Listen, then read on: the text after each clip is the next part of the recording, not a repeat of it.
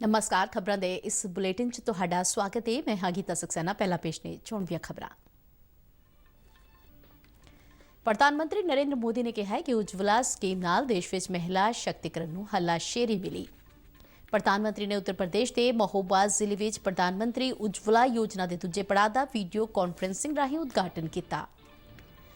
अज विश्व बायोफ्यूल दिवस मौके प्रधानमंत्री ने कहा कि स्वच्छ ऊर्जा लई कई स्कीमां चलाईयां गईयां ने। प्रधानमंत्री नरेंद्र मोदी बल्कि भारतीय उद्योग परिसंघ CII की सालाना मीटिंग में संबोधन करेंगे। लोक सभा विच संविधान की 127वीं सोध बारे बिल ते चर्चा शुरू हुई। कांग्रेस समेत होर विरोधी पार्टियां ने 50% राखवीकरण की सीमा हटाने लई बिल लियाउण की मांग की। केंद्रीय समाजिक न्याय ते शक्तिकरण मंत्री भूपेंद्र यादव ने कहा कि सरकार का यह इरादा है कि केंद्र के सूबियां दियां अपनियां वखरियां OBC सूचियां होण। भारत में बीते दिन 28,204 नवे कोरोना मामले दर्ज। बीते दिन देश में 41,511 कोरोना मरीज सेहतयाब हुए। कोरोना तो ठीक होने की दर इस समय 97.45% ते पहुंची। देशव्यापी कोविड टीकाकरण मुहिम तहत हुण तक 51 करोड़ 45 लाख तो वध टीके लगाए गए। कैनेडा सरकार ने कोरोना कारण भारत तो सीधी उड़ान ते लगाई पाबंदी 21 सितंबर तक वधाई।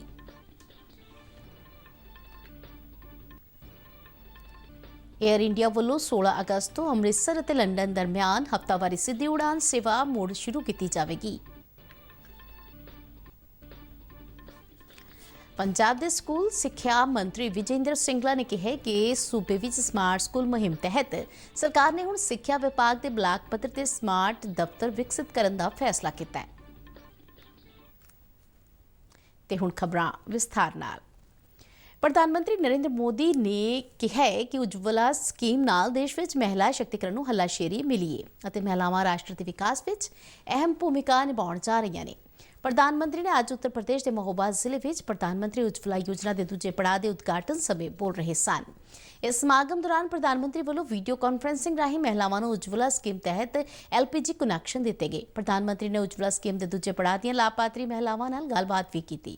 अपने संबोधन में उन्होंने कहा कि इस देश दीयां महिलावां सदियां तो परेशानियां सहन करदियां आ रहीआं ने ਅਤੇ ਪਖਾਨੇ ਪੀਣ ਵਾਲੇ ਪਾਣੀ ਅਤੇ ਗੈਸ ਵਰਗੀਆਂ ਮੁੱਢਲੀਆਂ ਸਹੂਲਤਾਂ ਲਈ ਜਦੋਜਹਿਦ ਕਰਦੀਆਂ ਆ ਰਹੀਆਂ ਨੇ। ਉਹਨਾਂ ਕਿਹਾ ਕਿ ਦੇਸ਼ ਦੀਆਂ ਬੇਟੀਆਂ ਰਾਸ਼ਟਰ ਨਿਰਮਾਣ ਵਿੱਚ ਤਾਂ ਹੀ ਯੋਗਦਾਨ ਦੇ ਸਕਣਗੀਆਂ ਜੇ ਉਹਨਾਂ ਦੀਆਂ ਮੂਲ ਸਮੱਸਿਆਵਾਂ ਹੱਲ ਕੀਤੀਆਂ ਜਾਣ ਅਤੇ ਉਹਨਾਂ ਦੀ ਸਰਕਾਰ ਵੱਲੋਂ ਇਹ ਟੀਚਾ ਹਾਸਲ ਕਰਨ ਲਈ ਕਈ ਸਕੀਮਾਂ ਚਲਾਈਆਂ ਗਈਆਂ। ਨਰਿੰਦਰ ਮੋਦੀ ਨੇ ਕਿਹਾ ਕਿ ਉਜਵਲਾ ਸਕੀਮ ਨੇ कोरोना काल दौरान गरीबों की बहुत मदद की है तो इस स्कीम राही रसोई गैस की वंड के केंद्रों का विस्तार करने में भी मदद मिली। उन्होंने कहा कि हुण देश में LPG की उपलब्धता 100% होने जा रही है। उन्होंने कहा कि उज्जवला स्कीम के दूजे पड़ाव दौरान प्रवासी कामगारों को बहुत ज्यादा लाभ होगा। उज्जवला योजना ने देश के जितने लोगों, जितनी महिलाओं का जीवन रोशन किया है वो अभूतपूर्व है। ये योजना 2016 में उत्तर प्रदेश के बलिया से आजादी की लड़ाई के अग्रदूत मंगल पांडे जी की धरती से शुरू हुई थी। आज उज्जवला का दूसरे संस्करण भी यूपी के ही महोबा की वीर भूमि से शुरू हो रहा है। उज्जवला योजना ने बहुत बड़ा बल दिया है। योजना के पहले चरण में 8 करोड़ गरीब, दलित, वंचित, पिछड़े, आदिवासी परिवारों की बहनों को मुफ्त गैस कनेक्शन दिया गया। आसानी नाल गैस कनैक्शन प्राप्त करने लिए सहूलतां दे विस्तार का जिक्र करदे प्रधानमंत्री ने दस्सिया कि हुण उत्तर प्रदेश के 50 जिलों विच 21 लाख घरां नूं पाइप वाले गैस सिस्टम नाल जोड़िया जाएगा। अज विश्व बायोफ्यूल दिवस मौके प्रधानमंत्री ने कहा कि स्वच्छ ऊर्जा लई कई स्कीमां चलाईयां गईयां ने। सरकार का प्रयास अब इस दिशा में भी है। आज विश्व बायोफ्यूल दिवस पर हमें अपने लक्ष्यों को फिर याद करना है। अभी हमने एक छोटी सी फिल्म भी देखी कि बायोफ्यूल के क्षेत्र में क्या काम हो रहा है। बायोफ्यूल एक स्वच्छ ईंधन मात्र नहीं है, बल्कि ये ईंधन में आत्मनिर्भरता के इंजन को दे। ਪ੍ਰਧਾਨਮੰਤਰੀ ਨਰਿੰਦਰ ਮੋਦੀ ਭਲਕੇ ਭਾਰਤੀ ਉਦਯੋਗ ਪਰਿਸੰਘ CII ਦੀ ਸਾਲਾਨਾ ਮੀਟਿੰਗ ਨੂੰ ਸੰਬੋਧਨ ਕਰਨਗੇ। ਇਸ ਵਾਰ ਇਸ ਮੀਟਿੰਗ ਦਾ ਵਿਸ਼ਾ ਇੰਡੀਆ ਐਟ 75 ਸਰਕਾਰ ਅਤੇ ਬਿਜ਼ਨਸ ਅਦਾਰੇ ਵੱਲੋਂ ਆਤਮ ਨਿਰਭਰ ਭਾਰਤ ਲਈ ਸਾਂਝੇ ਤੌਰ ਤੇ ਕਾਰਜਸ਼ੀਲ ਹੈ। CII ਦੀ ਇਹ ਸਾਲਾਨਾ ਮੀਟਿੰਗ ਭਲਕੇ ਸ਼ੁਰੂ ਹੋ ਕੇ 2 ਦਿਨ ਚੱਲੇਗੀ। ਇਸ ਮੀਟਿੰਗ ਵਿੱਚ ਵਿਸ਼ੇਸ਼ ਅੰਤਰਰਾਸ਼ਟਰੀ ਮਹਿਮਾਨ ਸਪੀਕਰ ਦੇ ਤੌਰ ਤੇ ਸਿੰਗਾਪੁਰ ਦੇ ਉਪ ਪ੍ਰਧਾਨ ਮੰਤਰੀ ਅਤੇ ਆਰਥਿਕ ਨੀਤੀਆਂ ਲਈ ਤਾਲਮੇਲ ਬਾਰੇ ਮੰਤਰੀ ਹੈਂਗ ਸਵੀ ਕੀਤ ਸੰਬੋਧਨ ਕਰਨਗੇ। ਇਸ ਸਮਾਗਮ ਵਿੱਚ ਕਈ ਮੰਤਰੀ, ਸੀਨੀਅਰ ਅਧਿਕਾਰੀ, ਸਿੱਖਿਆ ਵਿਦਵਾਨ ਅਤੇ ਭਾਰਤੀ ਉਦਯੋਗ ਜਗਤ ਦੇ ਪ੍ਰਮੁੱਖ ਨੁਮਾਇੰਦੇ ਵੀ ਹਿੱਸਾ ਲੈਣਗੇ। ਲੋਕ ਸਭਾ ਵਿੱਚ ਅੱਜ ਸੰਵਿਧਾਨ ਦੀ 127ਵੀਂ ਸੋਧ ਬਾਰੇ ਬਿੱਲ ਤੇ ਚਰਚਾ ਸ਼ੁਰੂ ਹੋਈ।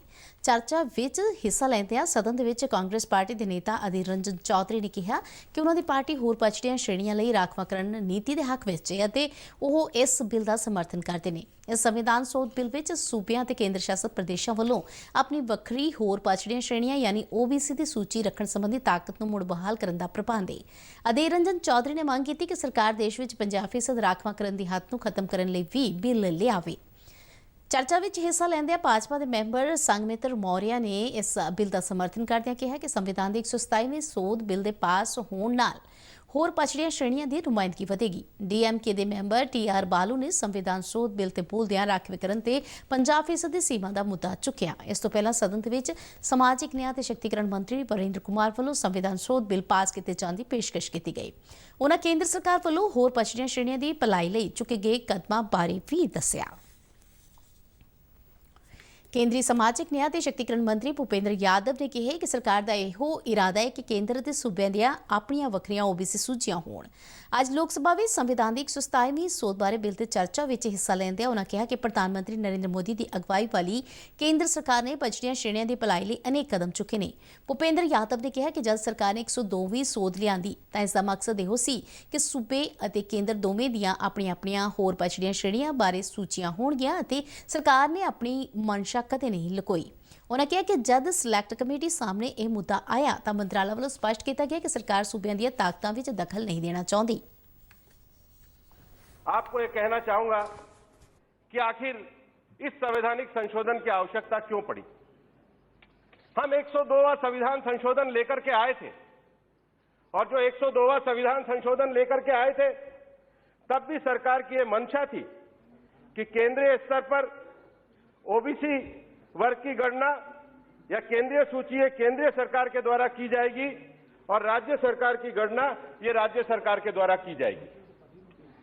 और सरकार ने कभी अपनी मंशा को कमेटी के सामने छुपाने का काम नहीं किया। सरकार की मंशा वही थी और इसलिए जब ये सेलेक्ट कमेटी के सामने विषय आया, और मैं यहां कोट करना चाहूंगा ताकि रिकॉर्ड की बातें रिकॉर्ड में रहे, तब ये कहा गया, it was clarified by the ministry to the committee that the proposed amendment does not interfere with the power of the state government to identify the socially and educationally backward classes. The existing power of ਇਸੇ ਦੌਰਾਨ ਸੰਸਦ ਦੇ monsoon ਇਜਲਾਸ ਦੇ ਇਸ ਅੰਤਿਮ ਪੜਾਅ ਦੌਰਾਨ ਵੀ ਦੋਵੇਂ ਸਦਨਾਂ ਵਿੱਚ ਵਿਰੋਧੀ ਪਾਰਟੀਆਂ ਦੇ ਮੈਂਬਰਾਂ ਵੱਲੋਂ ਪੈਗਾਸਸ ਜਾਸੂਸੀ ਵਿਵਾਦ, ਖੇਤੀ ਕਾਨੂੰਨ ਅਤੇ ਹੋਰ ਮੁੱਦਿਆਂ ਤੇ ਹੰਗਾਮਾ ਜਾਰੀ ਹੈ। ਅੱਜ ਵੀ ਦੋਵੇਂ ਸਦਨਾਂ ਦੀ ਕਾਰਵਾਈ ਕਈ ਵਾਰ ਮੁਲਤਵੀ ਕਰਨੀ ਪਈ। ਭਾਰਤ ਵਿੱਚ ਬੀਤੇ ਦਿਨ 28,204 ਨਵੇਂ ਕਰੋਨਾ ਮਾਮਲੇ ਦਰਜ ਹੋਏ ਜੋ ਪਿਛਲੇ 147 ਦਿਨਾਂ ਵਿੱਚ ਸਭ ਤੋਂ ਘੱਟ ਨੇ। ਬੀਤੇ 24 ਘੰਟਿਆਂ ਦੌਰਾਨ ਦੇਸ਼ ਦੇ ਵਿੱਚ 373 ਕਰੋਨਾ ਮਰੀਜ਼ਾਂ ਦੀ ਮੌਤ ਹੋਈ। ਹੁਣ ਤੱਕ ਇਸ ਮਹਾਮਾਰੀ ਕਾਰਨ 4,28,682 ਜਾਨਾਂ ਜਾ ਚੁੱਕੀਆਂ ਨੇ। ਬੀਤੇ ਦਿਨ ਦੇਸ਼ ਵਿੱਚ 41,511 ਕਰੋਨਾ ਮਰੀਜ਼ ਸਿਹਤਯਾਬ ਹੋਏ। ਕਰੋਨਾ ਮਹਾਮਾਰੀ ਤੋਂ ਦੇਸ਼ ਭਰ ਦੇ ਵਿੱਚ ਹੁਣ ਤੱਕ 3,11,80,968 ਲੋਕ ਸਿਹਤਯਾਬ ਹੋ ਚੁੱਕੇ ਨੇ। ਕਰੋਨਾ ਤੋਂ ਠੀਕ ਹੋਣ ਦੀ ਦਰ ਇਸ ਸਮੇਂ 97.45% ਤੇ ਪਹੁੰਚ ਗਈ ਹੈ ਜੋ ਹੁਣ ਤੱਕ ਦੀ ਸਭ ਤੋਂ ਵੱਧ ਦਰ ਹੈ। ਇਸ ਸਮੇਂ ਦੇਸ਼ ਵਿੱਚ ਕਰੋਨਾ ਦੇ ਐਕਟਿਵ ਮਾਮਲਿਆਂ ਦੀ ਸੰਖਿਆ 3,88,508 ਹੈ ਜੋ ਪਿਛਲੇ 139 ਦਿਨਾਂ ਦੇ ਵਿੱਚ ਸਭ ਤੋਂ ਘੱਟ ਦਰਜ ਹੋਈ ਹੈ। ਕੇਂਦਰੀ ਸਿਹਤ ਮੰਤਰਾਲਾ ਅਨੁਸਾਰ ਦੇਸ਼ ਵਿੱਚ ਐਕਟਿਵ ਮਾਮਲਿਆਂ ਦੀ ਦਰ 1.21% ਦਰਜ ਹੋਈ ਹੈ ਜੋ ਕਿ ਮਾਰਚ 2020 ਤੋਂ ਹੁਣ ਤੱਕ ਸਭ ਤੋਂ ਘੱਟ ਹੈ। इस दौरान देशव्यापी टीकाकरण मुहिम तहत भारत ने 51 करोड़ 45 लाख तो वध टीके लगा के एक नवा मील पत्थर साबित किया है।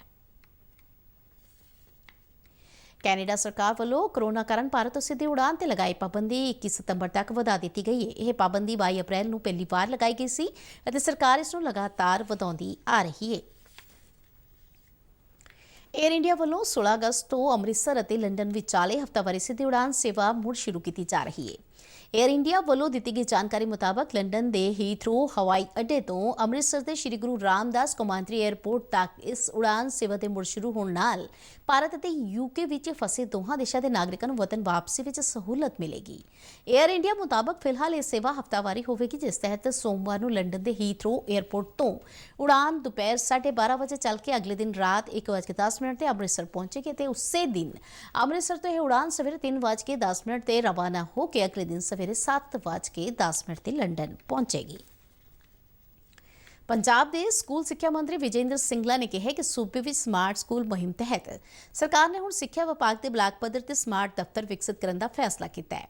ਅੱਜ ਚੰਡੀਗੜ੍ਹ ਤੋਂ ਜਾਰੀ ਇੱਕ ਬਿਆਨ ਵਿੱਚ ਉਨ੍ਹਾਂ ਕਿਹਾ ਕਿ ਕੈਪਟਨ ਅਮਰਿੰਦਰ ਸਿੰਘ ਦੀ ਅਗਵਾਈ ਵਾਲੀ ਸਰਕਾਰ ਵੱਲੋਂ ਬਲਾਕ ਪ੍ਰਾਇਮਰੀ ਸਿੱਖਿਆ ਦੇ ਦਫ਼ਤਰਾਂ ਨੂੰ ਸਮਾਰਟ ਦਫ਼ਤਰਾਂ ਦੇ ਵਿੱਚ ਬਦਲਣ ਲਈ 1 ਕਰੋੜ 11 ਲੱਖ ਰੁਪਏ ਦੀ ਗ੍ਰਾਂਟ ਜਾਰੀ ਕੀਤੀ ਗਈ ਹੈ। ਸਿੱਖਿਆ ਮੰਤਰੀ ਨੇ ਕਿਹਾ ਕਿ ਕੋਰੋਨਾ ਮਹਾਮਾਰੀ ਦੇ ਔਖੇ ਸਮੇਂ ਦੌਰਾਨ ਸਿੱਖਿਆ ਵਿਭਾਗ ਦੇ ਸਾਰੇ ਹੀ ਸਰੋਕਾਰੀ ਆਪਸ ਵਿੱਚ ਆਨਲਾਈਨ ਮਾਧਿਅਮ ਰਾਹੀਂ ਸੰਪਰਕ ਵਿੱਚ ਸਨ ਅਤੇ ਬਲਾਕ ਪੱਧਰ ਤੇ ਸਿੱਖਿਆ ਅਧਿਕਾਰੀਆਂ ਦੇ ਦਫ਼ਤਰਾਂ ਨੂੰ ਆਧੁਨਿਕ ਬਣਾਉਣਾ ਸਮੇਂ ਦੀ ਲੋੜ ਹੈ। ਉਨ੍ਹਾਂ ਦੱਸਿਆ ਕਿ ਹੋਰਨਾਂ ਕਾਰਜਾਂ ਤੋਂ ਇਲਾਵਾ ਇਨ੍ਹਾਂ ਅਧਿਕਾਰੀਆਂ ਦੇ ਦਫ਼ਤਰਾਂ ਦੀਆਂ ਇਮਾਰਤਾਂ ਨੂੰ ਵੀ ਨਵਿਆਉਣ ਦਾ ਕੰਮ ਵੀ ਕੀਤਾ ਜਾਵੇਗਾ। ਸਿੰਗਲਾ ਨੇ ਕਿਹਾ ਕਿ ਸਮਾਰਟ ਦਫ਼ਤਰਾਂ ਰਾਹੀਂ ਬਲਾਕ ਸਿੱਖਿਆ ਅਧਿਕਾਰੀ ਅਧਿਆਪਕਾਂ ਦੀ ਪ੍ਰਗਤੀ ਦੀ ਸਮੀਖਿਆ ਤੋਂ ਇਲਾਵਾ ਵਿਦਿਆਰਥੀਆਂ ਦੀ ਤਰੱਕੀ ਦਾ ਮੁਲਾਂਕਣ ਵੀ ਕਰ ਸਕਣਗੇ। ਉਨ੍ਹਾਂ ਕਿਹਾ ਕਿ ਸੰਬੰਧਿਤ ਅਧਿਕਾਰੀਆਂ ਨੂੰ ਸਰਕਾਰ ਵੱਲੋਂ ਜਾਰੀ ਕੀਤੀ ਗਈ ਗ੍ਰਾਂਟ ਨੂੰ ਪਾਰਦਰਸ਼ੀ ਢੰਗ ਨਾਲ ਇਸਤੇਮਾਲ ਕਰਨ ਦੇ ਨਿਰਦੇਸ਼ ਵੀ ਜਾਰੀ ਕੀਤੇ ਗਏ ਨੇ।